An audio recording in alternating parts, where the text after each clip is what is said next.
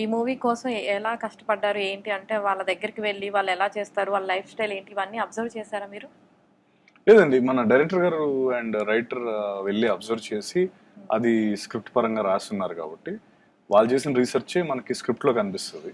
So మేము వెళ్ళి చేయకుండా వాళ్ళు మాకు ఆ పని చేసి పెట్టి ఆ స్క్రిప్ట్ అంత ఇచ్చారు.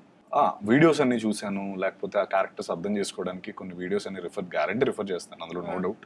చేసేటప్పుడు అంటే నేను ఎక్కువ స్క్రిప్టే ఎక్కువసార్లు చదువుతాను. సో ఆ క్యారెక్టర్లోకి వెళ్ళడానికి నాకు చాలా హెల్ప్ అవుతుంది.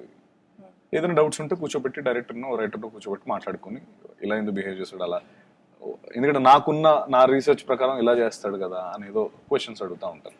So it's end of the day it's always collaborative thing. You talk, నీకు నువ్వు చూసింది నువ్వు అడుగుతావు, ఆయన చూసింది ఆయన అడుగుతాడు, రీసెర్చ్ అంతా కలిపి బేసిక్లీ ఒక కామన్ ఫ్యాక్టర్ వస్తుంది. ఓకే, అలాగే మరి క్రిష్ గారు ఈ మూవీ మేకింగ్ లో ఎంతవరకు ఇన్వాల్వ్ అయ్యారంటే ఏం చెప్తారు? ఐ థింక్ ఫస్ట్ నుంచి స్టోరీ ఫామ్ చేసినప్పటి నుంచి దాన్ని సెట్ పైకి తీసుకొచ్చేంత వరకు ఐ థింక్ క్రిష్ గారు played a very crucial role.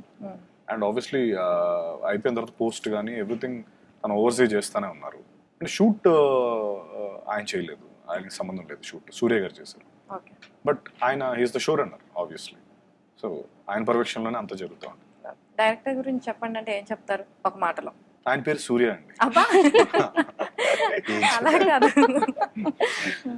అంటే సూర్య గారు, నేను ఇందాక అన్నట్టు జోకింగ్లీ ఆయన నేను మినీ పూరి జగన్నాథ్, జూనియర్ పూరి జగన్నాథ్ అని ఏడిపిస్తూ ఉంటాను. ఈజ్ వెరీ ఫాస్ట్, చాలా ఫాస్ట్ చేస్తూ ఉంటారు, క్లారిటీ ఉంది.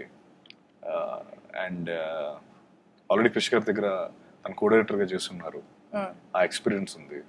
సో దానివల్ల సమీర్ గారితో కలిపి సిరీస్ని చాలా ఫాస్ట్గా కంప్లీట్ చేశారు. థ్యాంక్స్ టు హిమ్, ఆయన వల్ల చాలా తొందరగా సినిమా కంప్లీట్ అయింది.